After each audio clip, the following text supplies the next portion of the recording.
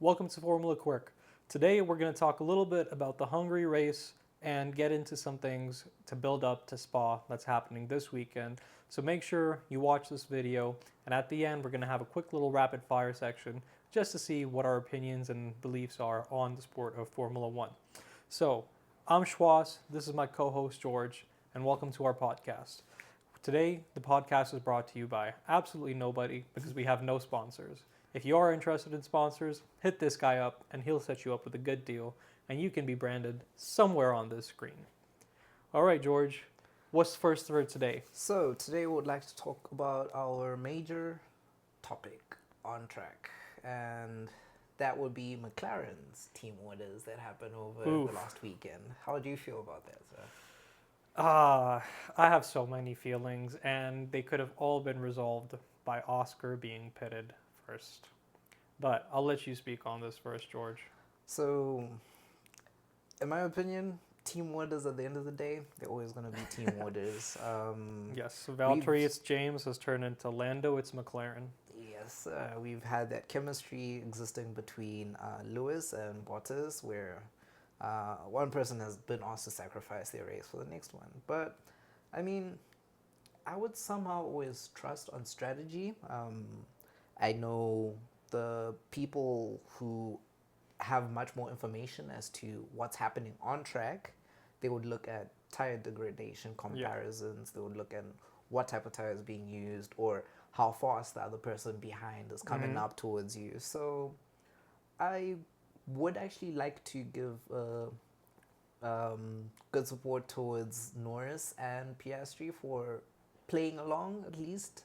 Even Piastri wasn't happy with that when we could actually tell from body language at the end of the day. Definitely. Social media is going to criticize you so much over those ideas. So it's a lot of sacrifice, but at least they came out with a 1-2. They stuck to the strategy and it played out well for them for team points. Yeah. What really sucks too is seeing the drivers perform so well, and the team in its entirety, aside from the drivers, is what has really let them down. They made a bad call with pit strategy. They told Lando to basically undercut who the race winner is supposed to be at a track where the undercut favors the person who is going for it. So you're clearly giving an advantage to the person you technically or strategically don't want to win the race. And overall too, if you see McLaren's social media, they made so many goof ups and stuff, right? Like you see their posts, they're saying, "Oh, this is like our third 1-2 in the last 50 years." And like, have you just forgotten about Prost and Senna and Lewis and Button and even Danny Rick and Lando and Jesus? Yeah, it's so weird. And saying they have like the youngest 1-2, and they were unprepared to win. And this is something I've been saying to you, behind the scenes. They're a team that's clearly showing they're not used to winning. And if they don't develop that mentality, that habit, the thought process of what goes into winning quickly over the rest of the season, they're not going to finish P1 in the Constructors' Championship like they quite honestly are on course to do so far. Checo's had a few poor performances. Everyone's seen that. They can definitely finish. They could take the Constructors' Championship if they really up their ante, and it's a shame to see the drivers being let down by this because it's going to ruin the dynamic between them. I think Lando, regardless of if he gives the position back to Oscar or if he takes it, it doesn't do the team any good because either you're sullying the relationship with your teammate because now you've left it off for too many laps, which he did and he's spoken about in the media, or you don't do it and then you ruin your relationship with your teammate who, quite honestly, is kind of on the same level of driving skill as he is, aside from the tire management. I think we spoke about this a little before. McLaren, they're good at hedging their bets. They have two, from what it, in my eyes, look like World Driver Championship winning drivers. And our current youngest pair on the grid. Yeah, they're both people who can win races. They're both people who can win championships. And I get they want both of them to have a race win. And I'm not saying one should have won over the other, but just make it clear and make the strategy according to that. You can't have your team operating in ways where they say one thing and they do the other. And I think it's not intended, at least I hope it wasn't. It's just being unprepared and not familiar with the situation of what does it take for us to win. So, yeah.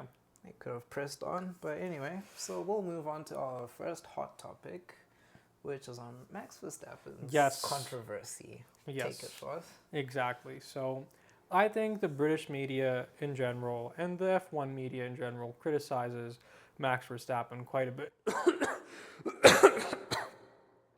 That's the media stopping me from saying that Max Verstappen gets criticized too much.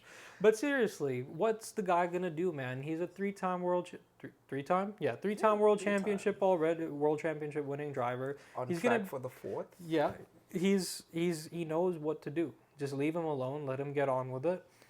Of course, he's gonna be frustrated. He's in a position where the car isn't doing what he wants. Coupled with the fact that the team strategy, which has honestly, I don't think let him down at all before, is now starting to let him down. Yes, he doesn't have a teammate, but I'm not going to lie. I don't think Max cares about Checo being there to defend or not. I don't think that's mattered at all in the last couple of seasons other than 2021. It's just, you got to give the guy a break. And, watching his drive after his last pit stop up to the point where he crashed with Lewis, that really... He was catching up. He was on fire. There is no way that man was not about to finish at the very least P2, maybe even P1. And you can't fault a guy like that. That drive, until he crashed into Lewis, really just reminded me of the drive from James Hunt and Fuji during his championship winning year. Car is going everywhere over the track. He's aggressive as hell. He's making moves. He's making overtakes that you really don't think that somebody who's it's not like he's fighting for the championship in that very race itself, but he's doing everything that's necessary until that moment with Lewis. Now, like Lewis said too, racing incident, I don't think there's going to be too much animosity between them, at least not any more so than there already is. Just, it's too much criticism. He knows what he's doing. If he wants a sim race before he real races, let him. He's done it before. That's his pregame. Exactly. Everyone has a pregame. Exactly. There's too much criticism, and especially on the media. I forget if it was like Ted Kravitz or whoever it was, just saying like, oh, he was sim racing. If he had more sleep, he'd have a better attitude. If I had more sleep, I'd have a better attitude. If my grandma had wheels, she'd be a bike. We don't deal with those what ifs. We deal with what's really happening. And what's really happening is even after one of his worst races, he still managed to finish P6 after all of his penalties. What more do you want the guy to do? Let him breathe. Watch him with his grid penalty, almost 10 spots. Probably actually win Spa. Yes, exactly. And look, as my team kit suggests, I am probably not the biggest Max Verstappen fan in the world, but it is just very, very easy to hate on greatness. Doesn't matter what sport, doesn't matter the athlete, Max, Lewis, Seb, Michael, and then basketball, the other Michael, the more famous one, LeBron, Kevin Durant. You take a look at tennis, you take a look at the Joker, you take a look at, I'm forgetting his name now, Roger Federer. You take a look at football and, Ronaldo, Messi, Neymar, more recently Mbappe. Everyone gets hate. It's just, at least Max has won. At least he's still winning. If he wasn't, then it would somewhat make sense or be somewhat justified. He's outperforming the car because clearly Checo shows the car isn't that great. And that actually brings us a nice little segue into your hot take from the race in Hungary, is Checo's form over this weekend. And it'll sound like we're only biased about talking to Red Bull today, but I mean, they're the ones who have everything to lose at the moment. Exactly. They really have been racking up those championships for the past 3 years. 2 years. Yeah, you go to a sushi bar, you're not going to order a steak, right? So we got to talk about Red Bull. They're the major player right now. That's who everybody has their eyes on. So I would say Checo's form. I would like to introduce her with the idea of what do you have to lose in this life, especially when you're competing in probably one of the most deadliest motorsporting regimes. And yeah, with Checo, we can understand he's a family man. He probably has definitely. He always has to be clouded by the idea of what is he going to do for his family, or I don't know. I'm not a racer. I have never sat in a Formula One car, but of course, there's certain personal things that you reflect on before you actually start your race at the end of the day. But hey, I mean, we've had to look at Checo over the past 4 races. Of course, he's definitely not on par with his teammate. Like, No. we would think they're both in the same type of machinery, so you would Yes. expect him at least just behind Max. Yes. But it's Not been the case in the past few weekends. But to give him credit, other than that little incident in qualifying, which I want to get your take on, but prior to that incident, he was setting similar lap times and sector times to Max. Unfortunately, it wasn't sustained over qualifying, but he looked like he was back into form, and then he had his most impressive weekend that he's had so far. He went from 16th to 7th, made up 9 places, and his teammate only finished 1 position ahead of him. Sure, Yeah. due to penalties and other, circumstances, Situation. but yeah. I guess a couple of questions I want to ask you, George. If you're in Christian Horner's shoes right now, you're the team principal, or if you're in Helmut Marko's shoes, do you get rid of Perez after this summer break? Do you get rid of him at the end of the season? Do you get rid of him before his contract is done at the end of next year? As well, I'm also kind of biased towards the idea of speculation. I mean, this is like a multi-million-dollar racing team Yes. type of thing. There's so much at stake. There's sponsors, even the CEOs themselves. They need to see that performance. Absolutely. If I was in Christian's shoes, I would want to actually see someone fresh in that seat. Fair. I would look at Yuki. Unfortunately, they actually have Danny Rick to be the top contender for it. We never know. They're actually Yeah. having these conversations behind closed doors. But I would like to at least see Yuki having that chance to at least somewhat prove the investment that Red Bull has done Yes. into them, and just give them at least half of the season to actually then see, okay, are we going to actually continue with you into the next year, or we actually need to completely find a new fresh face?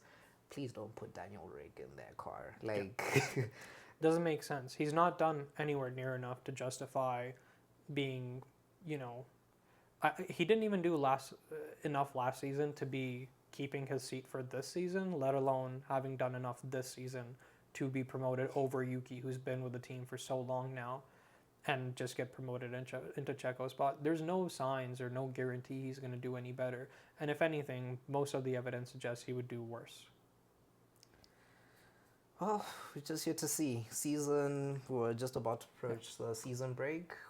I'm pretty sure just before the race that's going to be on the 23rd, Yeah. where we will be. 23rd? Yes, August. Oof, I do not remember. I want to say the Netherlands, but I am probably wrong. Most likely the Netherlands, because that's usually the following race Yeah. after Spa. But we're here to see. Yeah. Hopefully we'll- But another question before we move into the beyond the track moment from Hungary. yeah. If you could pick the driver lineup for Red Bull and AlphaTauri, or whatever they're called now, what would it be starting from next season onwards? So, as I mentioned earlier, at least Max, he'll keep reigning in that seat. Checo, I'm sorry, man, I'm not sure where you're going to find your next future. Of course, even if they offered him that Yeah. Toro Rosso seat, I don't think he takes he it. wouldn't take it. So, yeah, we've got Yuki and Max. Then, of course, someone replacing Yuki, that would be Liam Lawson. He's been the reserve driver for Red Bull for a moment. At least have him on track to actually see, okay, are we going to then put you in the Red Bull seat also too? Like, he's only Yeah. had one moment in Formula One, which he did reasonably really well. Liam was on par with Yuki, and despite the fact that he's obviously not had that much practice in that car, so yeah, definitely I think a solid decision. Yeah. Who would you pair Liam with though? Danny Rick? Yeah, we'll keep with Danny Rick. Fair enough. We'll at least give him probably some more time to redeem himself, and I'm not sure if there are any other offers for him anywhere else. So Yeah, that's fair. But like we said, let's get into the beyond the track moment from Hungary. guess The- who's back? the master architect of Seb's Spinala special at Ferrari, Matteo Binotto, is back in Formula One I as like the how you say CEO Binotto. of Stake, F1, Sauber, Kick. Audi, Kick, Alfa Audi. Romeo, Well, F1 we do not know team. the order. We don't know the order, but at least you know who Yes. we're talking about. Yeah, he's back. He is back. So first things first, getting rid of Andreas Seidel and Oliver Hoffman. Hmm. In my opinion, justified. I think the change in that organization needs to start from just a little below the CEO of getting a new technical director and CTO. Whatever his name is, Pat Edmonds or Ted Edmonds or Pat Ted or Ted Pat or whatever his name is, he needs to go. He's not designing a race winning car. His car isn't even fighting for podiums. His car isn't even fighting for points. But Typically, that's the goal. Potentially, who are they going to replace him with? I don't know, man. There's so much talent out there. You think about Adrian Newey, who's on his way out. Mike Elliott got demoted from his role as technical director at Mercedes to whatever he's doing now. Maybe he wants to design a car. The I forget his name every single time, but that dude who was at Mercedes before James Allison was. I want to call him Patty Lewis, but I feel like that's not actually his name. But that guy could take the cake. Maybe you just get some new talent because I have no idea who the technical director at McLaren is now, but he's or she is doing a good job. They're doing a good job. There's so much talent out there. Actually, didn't the technical director at Ferrari also get fired recently? Oh yeah, they have actually replaced him with, I understand, probably someone who used to sit at Red Bull. I think it was either that or they let him go, or they're letting him go at the end of the season so they can get Adrian Newey. But, there's talent out there. It's out of the billions of people in the world, 20 people get a chance at Hire me. Yes, hire me for your marketing or communications or HR or something. But yeah, there's talent out there. There's talent out there. But one of the really big things that spoke to me about that whole scenario is, did Carlos Sainz know this was going to happen? Is this something that he knew was coming, or it was either waiting on it to happen or to not happen, which would influence his decision to sign? Did his time at McLaren make him think, Seidel is not that good? I want to make sure Mattia's in that position, or was it more like, no, Andreas is really good. I hope Mattia doesn't get what happened? Why did he say no to a team that he was linked so heavily to during the off season, and even before the whole thing with Lewis got announced moving to Ferrari? He's been linked to that team many, many times as soon as Audi was rumored to enter the sport and then confirmed to enter the sport. Carlos Sainz Jr. is a well-known head at Audi for their, what you call it again, WRC? Yeah, Carlos Sainz Sr. Yeah. Yeah. Senior is very well known there. So, yeah, very, very interesting stuff. I hope Mattia does well. I don't think it was his fault entirely at Ferrari. Maybe a large portion of it, but I don't think necessarily the majority of it, if that makes sense. So, yeah. And like I said, too, Andrea Seidel was put in a similar position as Fred, where he went into a team, he could have made some major changes and really brought them up, but it just seems like they've gone downhill ever since he joined. And sure, it's only been a season, but it's Formula One. You're only as good as your last race, and that matters whether you're a driver, a part of the pit crew, the team principal, or even the CEO of the group that you're racing with. So, and also another off-the-track moment. Thursday morning, we found out that Mr. Esteban Ocon has finally made his way to Haas. Do you feel like that's a downgrade or an upgrade? I think Gene Haas doesn't know that his team is in Formula One and how it's functioning, and I think he relies entirely on a fortune cookie to make the decisions about his team for him. I think Ayao Komatsu has been doing a fantastic job as a team principal, especially strategic decisions during the race in the earlier parts of the season when K-Mac was just getting hit with penalties left and right. Yeah. They've been getting points, and I don't think their car is actually that much necessarily better than the Alpine or the Williams, but they're clearly outperforming them. Yeah, it's something that I think SC deserves a seat on the grid. I just didn't think it would be at Haas. But they're showing really good potential. I won't lie. They've just really re-strategized their um, leadership Yes. within then. I'll understand. Okay, sorry, it's actually a mistake. Williams had to also do the same thing of Yep. re-changing their leadership. Apparently, they used to always work on Excel files to monitor every single component inventory, of their cars, and that is brain-wrecking. Have you ever used Excel before? I use Excel every day, and Bro. let me tell you, those pivot tables hurt. They hurt. I cannot imagine what they had to go through there. But it's nice to see how, especially management changes, would actually have a huge impact on track. Yeah, absolutely. Because ultimately, you know, in a way, the driver is both the least and the most important part of the team.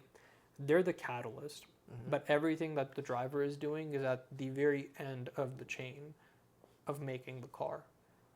The CEO, the team principal, the CTO, the CFO, the sponsors, the technical directors, the race strategist, the pit crew, every single person touches the car in some way before the driver does. Yes, drivers give technical feedback and that sort of stuff, but ultimately, you know, I think the importance of a driver is both very understated but also very overstated. The driver starts helping when they drive. Everyone is helping up until and after that moment. So the driver is the most important person for that hour and 30 minutes. Beyond that, the team really makes a huge, huge difference. So yes, I think Williams is on the come up, and one of the things that I'm honestly really, really hoping for is if Adrian Newey does not sign with Ferrari, which I would love for him to do, please sign with Williams. I would love to see that team back up at the front of the grid. There were legends that were made from that team. Let's get into a rapid fire, sir. Yes, Are you sir. ready for this? So this rapid fire is a new segment that we're testing out. We're going to have two variations of this. One is just us asking each other a couple of questions and getting to know each other and for you to get to know us a little bit better. And the other one is going to be similar to how the Formula One drivers do challenges with the Formula One group and get ranked and scored on those. We're not going to start that this weekend. This weekend, we just wanted to let you know a little bit more about us through our picks and knowledge and biases in Formula One. So, George, I'm going to start with you. You got to answer as quickly as you can. Don't think about it too hard. But, yeah, you ready? Yes, sir. All right. If you were an F1 driver right now, pick a teammate from any point in the history of Formula One. I would pick Nico Rosberg. Cool. Want to elaborate? It was that mentality of challenging probably one of the greatest drivers on the track right now, Lewis. He was more than determined to come out on top. Yes. And we saw the most iconic racing on those years. And yeah, that's generally that kind of competition that I would like. That would only make my mental even stronger. That's fair. All right. Would you rather be the number one driver in a backmarker team or an equal driver in a midfield team? Ooh. I would sit for equal driver on a midfield team because, for one, especially for the higher teams, they would they will be investigating me much more. They would want to see, okay, you have a potential for the seats, like that form of promotion. Like I've worked my way through it. Not, I've just been given an easy car and I'm just going straight with it. I want to build a legacy. Cool, fair enough. What's a brand you want to see as a sponsor in Formula One? Ooh, for a very long time, I've mentioned Apple, which weirdly enough, they're making a movie now. Yeah, they're making a movie. They're not exactly faced as sponsors in it, but no, they're like a Red Bull team where they're the logo sponsor, but everything is made by someone else. Exactly. Yeah. So yeah, I've said Apple for a very long time. I'll stick with that answer. Fair enough. All right. let's say you're starting a team. Pick your two drivers for the team, but they can't be world championships, current or past. First one will be Pierre Gasly. Okay, bold. Very bold. Second guy. This is a tough one. This is a tough one. Don't think about it too much. Who do you want on there? Oh my god. I'll just then be biased and pick probably one of my favorite low team drivers, Hulkenberg. I really want to see him win a championship someday, at least say so. Fair enough. Yeah. All right, last but not least, and I'm pretty sure this is on your list as well. What's your favorite livery from Formula One all time? Oh my lord. 2021 Japanese Grand Prix for Red Bull. Yeah. That white and red. Oh my god. Like, Beautiful. even just the arigato at the back. Yes. I don't read Japanese, but like every time I see that, it's actually my laptop wallpaper on my MacBook. That is a wallpaper. Oh my days. Fair. But yeah. Very fair. All right, what do you have for me? All right, I'll start with you, sir. Firstly, would you rather win all races and lose constructors? Or Sorry, or. Sorry. Yeah, or. is there an or? Yes, yes. What's the or? So it's either you win all races. Oh, sorry, it's actually not or. I'll ask this again. Would you rather win all races and lose constructors? Because that's a situation where probably your teammate has not even. Oh, would I rather win all races or. No, and lose constructors. But you gotta do an or with that. That's just asking me if I want to do it or not. If you're asking me if I would want to do that, absolutely. It means I smoked my teammates. There's nothing bad about that. Okay, yeah, true. I mean, the question is structured like that. It's kind of giving the idea. We talked about McLaren and its team orders just a while ago. So it's more of like, are you a team player or are you just all about you? Well, if I didn't lose the races, there's no guarantee we win the constructor. So of course I just win the races because that means I by myself at least the drivers' championship. Okay, wait, yeah, drivers' championship. We were talking about the constructors. Who gives a shit about the team? I'll just sign with Ferrari right after and live the master dream of being a Ferrari driver. But there's the catch. Constructors means more money, more development, more research. So literally, you'll only win probably for that one season, but the following seasons, how will it go? No, that makes sense because if I win all races and my team loses the constructors, I do it at like a shit team like Williams because then at least I win there, and then I just go sign with the constructors championship winning team because I'm now the world driver championship. Touche. You can't beat me at this, George. Your next question, sir. You're in Formula One. Who's gonna be your team principal? Ooh, you know what? I'm gonna go ahead and say Ron Dennis. I don't I'd just say Ron Dennis. I don't think that needs too much explanation, but he's been the team principal of some of the best of the best teams with the best drivers pairing of all time, and he's just done everything that's necessary. The only other person that I can think of that would come close is John Todd. So yeah, one of those two, but probably Ron Dennis. He's the man. I regret not finishing this question. Oh. It was going to end up, well, we'll stick to your answer because I actually didn't write down the rest, but it was going to be on the current season. Oh, James Vowles. James Vowles. Yeah. Okay. Well, Vowles. You've given 3 answers. Yes, 3 answers to one question. Well done. Yes. All right. If a known person in Formula One wasn't a driver, who would it be? Like, if anyone on the grid wasn't a driver, who would you? What would they be doing? Who would you put? Who would you? Oh, yeah. What would they be exactly in general? If they weren't a driver. Oof. I'm gonna go ahead and say Valtteri, just because he's been really showing off his inner Australian, and I think he would be a spokesperson for Holden, which, if you don't know, is basically the Australian Chevrolet and GMC. So I think he would be the brand best. ambassador for them, because they basically make pickup trucks and utes, and just it's basically being a brand ambassador for Australia. That's exactly what Valtteri would actually be. Is just the brand ambassador for Australia. I mean, I love the ad that he did during The Uber one, Yeah. yeah. That Yeah. was- So the car in that ad is what is defined as a ute. Yes. Oh yeah, those Australian like pickup trucks. Yeah, right? they're Okay. cars with pickup beds. Oh Yes. yeah, I get Yeah. it. We actually have a lot of those back in Zimbabwe. Yes. But anyway. Yeah. All right, your fourth question, sir.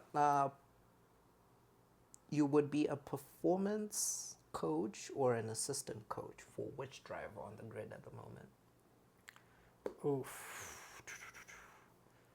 That's a very, very difficult question, because there's so many different ways I could answer this, but I'm just gonna go ahead and say Checo, and that's because I want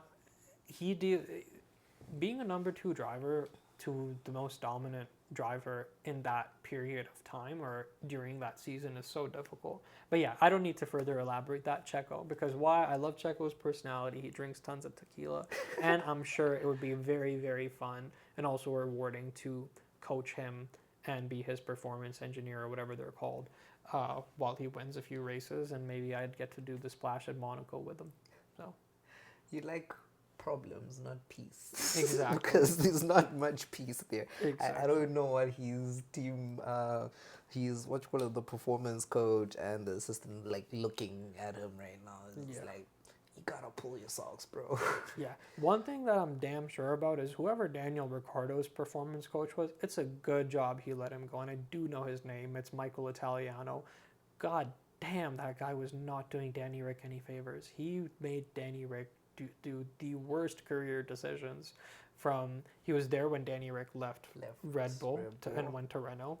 Then he was there when he went from Renault to McLaren. And then he was there when he heavily underperformed and then got dropped.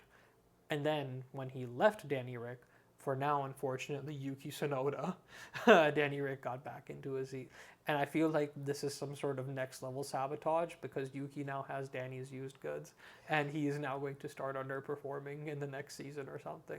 Because goddamn, he was not doing Danny Rick any favors. There was no performance coming from that performance coach. Oh my gosh. All right.